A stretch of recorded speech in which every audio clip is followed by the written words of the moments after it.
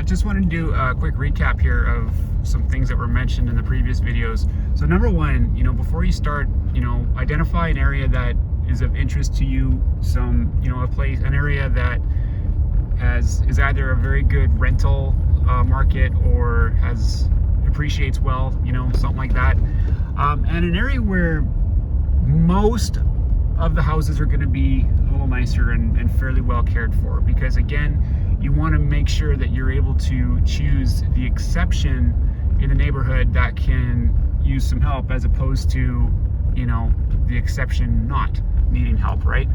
And so some houses to look for, you're certainly looking for obvious signs of deferred maintenance, whether that be roof damage, a tarp on the roof, a lot of peeling paint, broken windows, boarded up doors, overgrown yards,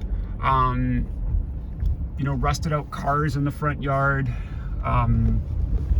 You could even have a ton of trash, where clearly trash hasn't been picked up in a long time, or cleaned up in a long time.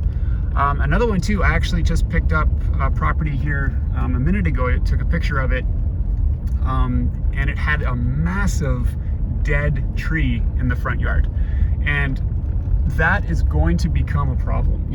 That will cost thousands of dollars to remove, and potentially cost thousands of dollars in damage if a large branch falls on the roof of the house and causes damage that way.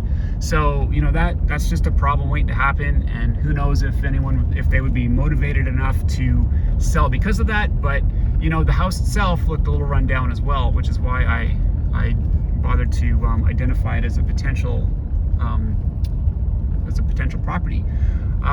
But then of course another thing to keep in mind is always use an app that's able to track where you've been and help you plan where you want to go, because you want this to be done as efficiently as possible, and you don't want to be driving the same route more than once unless you absolutely have to. And so using technology as much as possible can really help you avoid that. So hopefully this has been helpful, and good luck.